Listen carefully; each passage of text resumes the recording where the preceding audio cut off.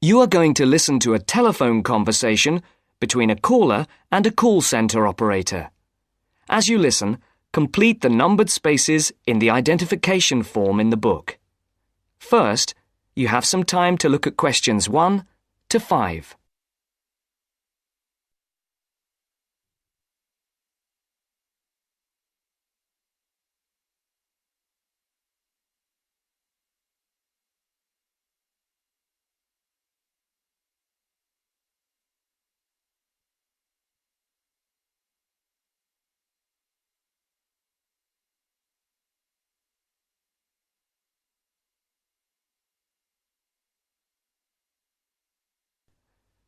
You should answer the questions as you listen, because you will not hear the recording a second time.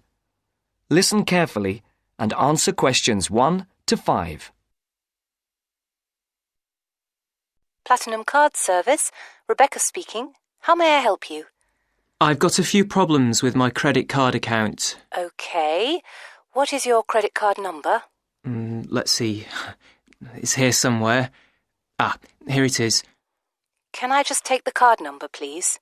Yes, it's 6992 6992 3443 3443 1147 1147 8921. 8921. Right. Can I just check that?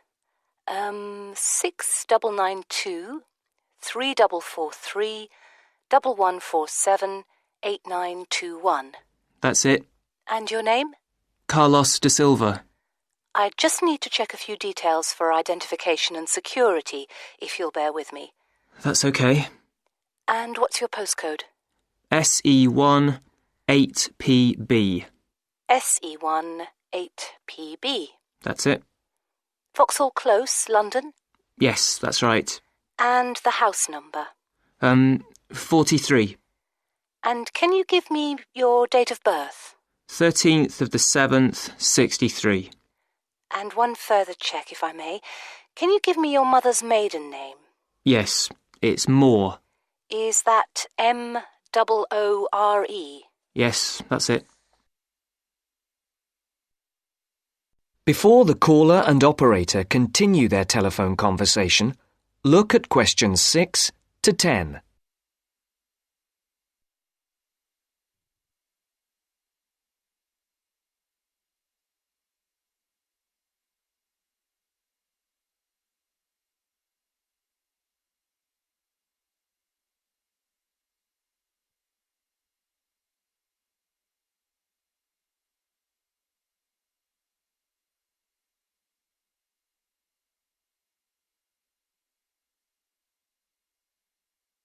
Now listen to the next part of the conversation and answer questions 6 to 10.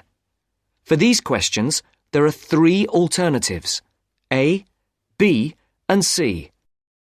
Decide which alternative is the most suitable answer and circle the correct letter. Yes. Now, can we get on with this? Yes, sir, certainly. I'm sure you'll appreciate that all these checks are necessary for security reasons. So, what exactly is the problem? Problems? Okay. Well, first, your computer seems to have gone mad. I sent you £500 and on the statement for the account it shows that I only paid £300. Yes. The account does only show £300 was paid. Well, I paid the £500 in at the bank and I have my receipt, and my bank statement shows that £500 has been taken from my account. Oh, I see. What I'll do is check with the bank and see what they say. OK. You said there was something else? Yes, as if that wasn't enough. My account shows that £107.27 was paid to a company called Pan Express. I don't know who this is. Let's have a look. Well, it is genuine. I can assure you it's not mine. It was made on the evening of the 12th of May. Maybe it's a restaurant bill you forgot about? There's no way that... Oh, wait, hold on. Yes. Oh, it's okay. I've just realised what it is. It is a restaurant bill. The name of the company is different from the name of the restaurant. My mistake. I'm sorry. That's okay. Was there anything else? I don't know if I dare.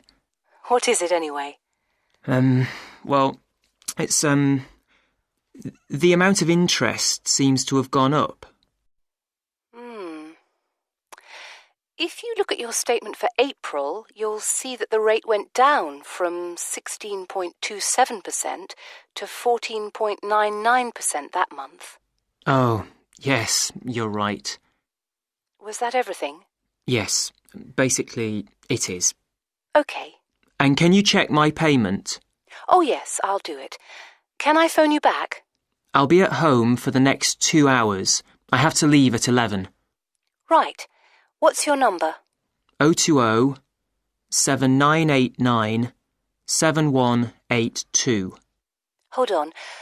020 7979? No, it's 7989 and then 7182. So it's 020 7989 7182. Yes, that's it. Okay, I'll phone you straight back. Thanks. Bye. That is the end of part 1. You now have half a minute to check your answers.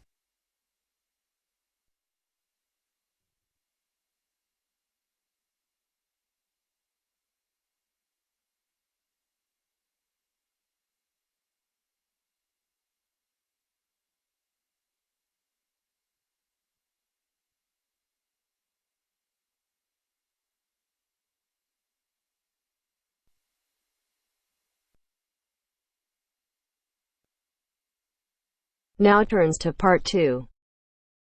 Part 2. You are going to hear a teacher helping high school students visiting from an overseas school to fill in a school excursion permission note. First, you have some time to look at questions 11 to 17.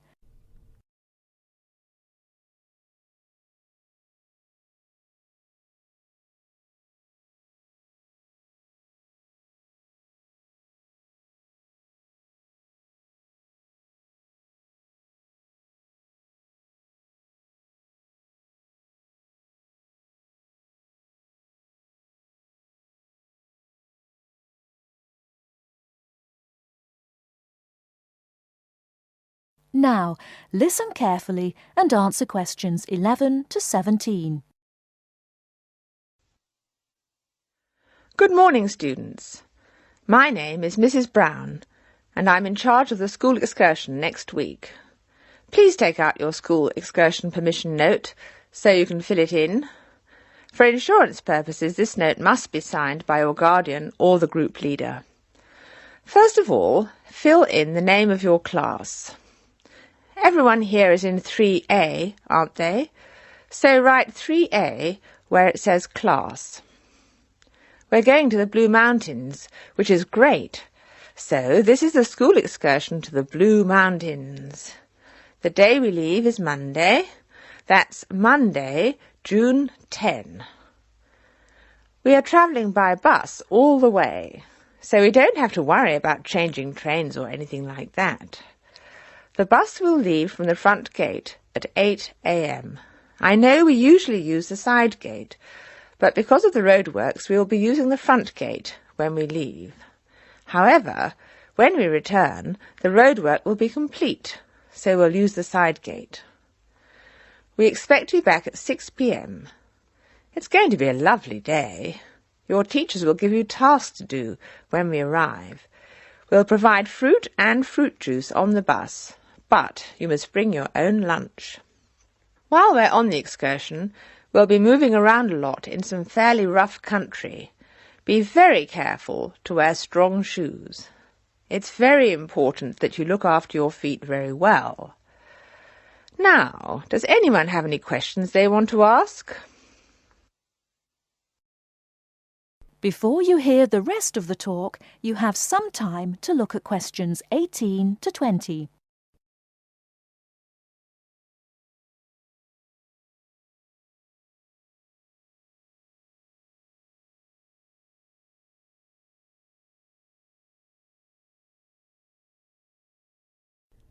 Now listen and answer questions 18 to 20. No questions? OK. I'd just like to fill in a few more details. The bus should arrive in the Blue Mountains at 11 a.m. We'll have time to do the first of our tasks before lunch. The bus is not a new one, but it does carry one piece of special equipment, a first aid kit. I certainly hope we won't have to use it, but it's nice to know it's there in case we have a medical emergency. The other class on this excursion is 3B, so I know it'll be a good day. The last time 3A and 3B went out together was a thoroughly successful excursion. That is the end of part 2. You now have half a minute to check your answers.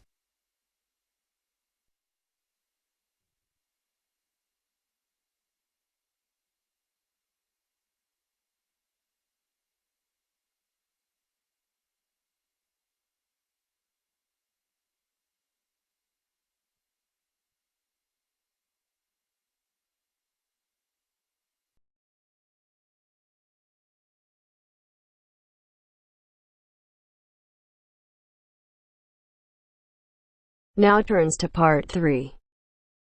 Part 3. You will hear a business studies student called Sam talking to his tutor about an IT project he is going to do for a local company called Turner's. First, you have some time to look at questions 21 to 26.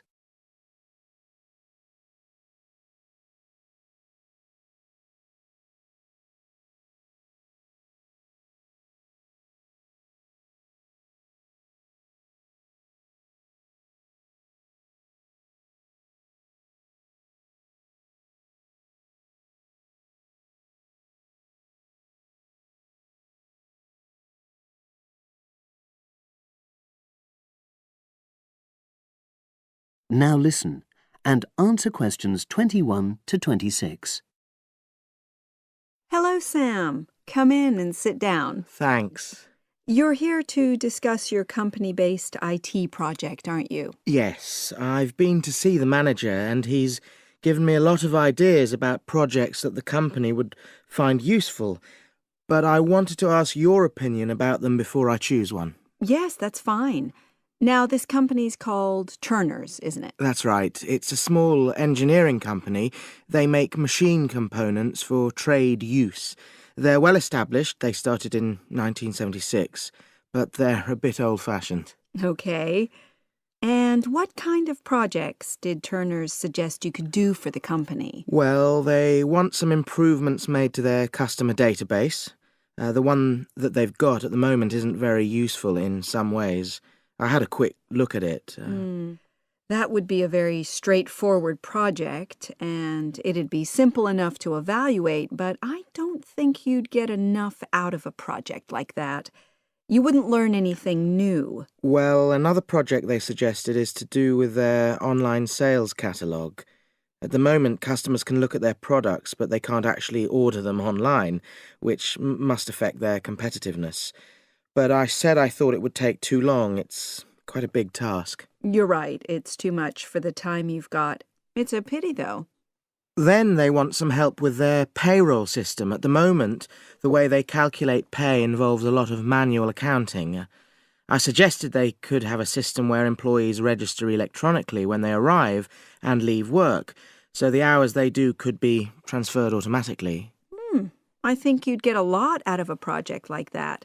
It would extend your skills, but it wouldn't be too much to take on. A student did something similar a couple of years ago, but this is slightly different. Well, then they need help with their stock inventory. They do everything manually. Really? Yes, and it takes so much time. It's probably very inaccurate, too.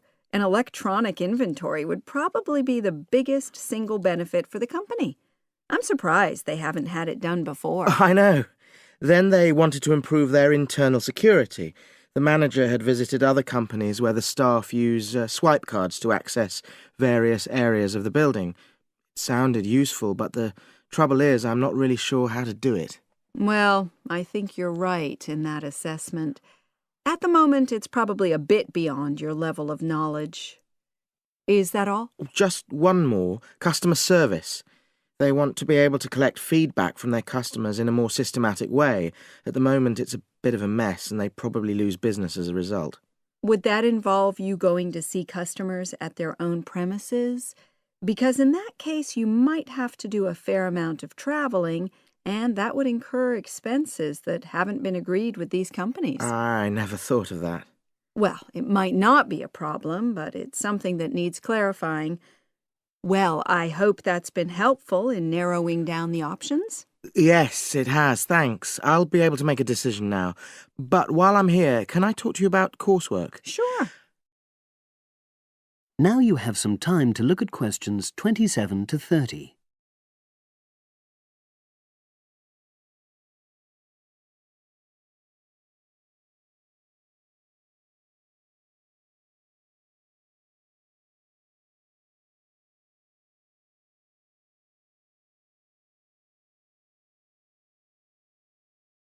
Now listen and answer questions 27 to 30. I'm not very happy about the way our group assignment is working. There are some problems. Oh dear. Are people just not getting on with each other? That's the worst thing. Actually, we're all friends. It's not that. But when we're having a discussion about the assignment, one or two people end up doing all the talking and the rest don't say anything. It's a bit frustrating because we need plenty of debate. Well, that's a common observation. You're studying in a group with people from all over the world, and you all have your own ways of participating. In some places, students are more used to listening than talking, and vice versa. I suppose you're right. I'll try to remember that. Does everyone pull their weight as far as sharing the workload is concerned? I'd say they do, yes. And our group elected a leader. She's very good at making sure no one's overloaded. But personally, I feel that there are just too many of us in the group. Whenever we try to arrange a meeting, there's always at least one person who can't make it. It's not anyone's fault, it's just that we've all got slightly different timetables. Well, I'm glad you've talked to me about it. Feedback is always useful.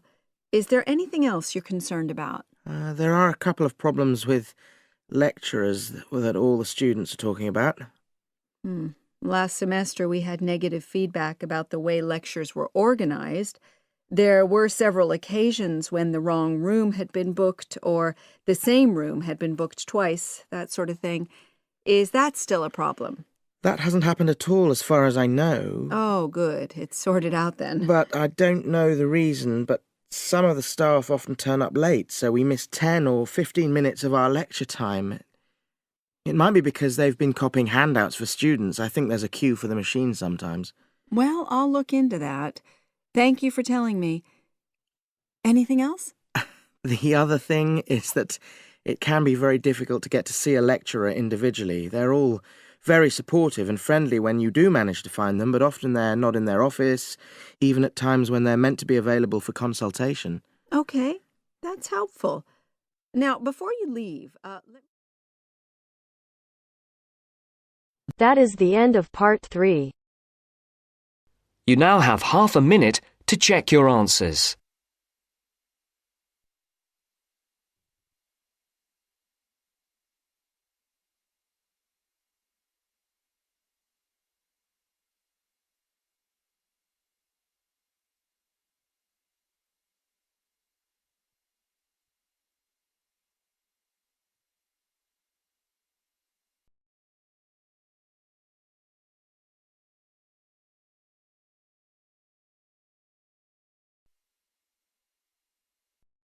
Now turns to part 4. Part 4. We'll hear a speech by the Student Union Vice President for Finance. First, you have some time to look at questions 31 to 40.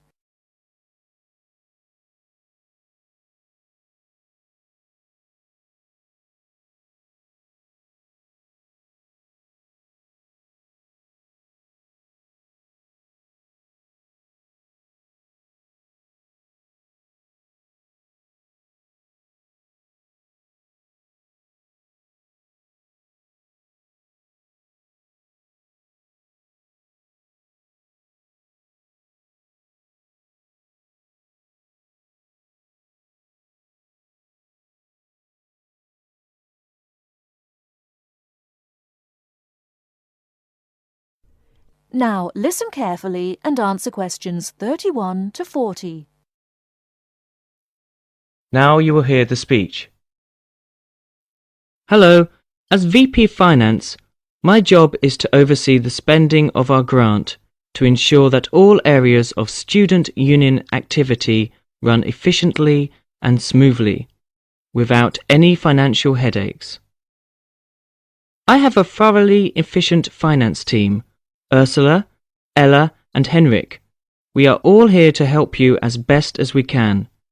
Remember that even though I administer the union's finances, it is ultimately you who has the final say in expenditure policy, either directly, through the democratic process of the general meetings, or by voicing your opinions through the Executive Finance Committee. I would like to take this opportunity to thank last year's VP Finance, Martin Curry, for his excellent work in improving the financial running of the union to what it is today. Finally, remember to enjoy yourself and to use the union facilities and services to the full. And if you're still not satisfied, come and let us know why. Extra note, in order to maximise my time as VP Finance and to give a more efficient service to students, the Finance Office will only be open to students from 11 o'clock AM to 1 o'clock PM and 2 o'clock PM to 3 o'clock PM. The Cashier's Office will be open from 12 o'clock noon to 2 o'clock PM daily. That is the end of part 4. You now have half a minute to check your answers.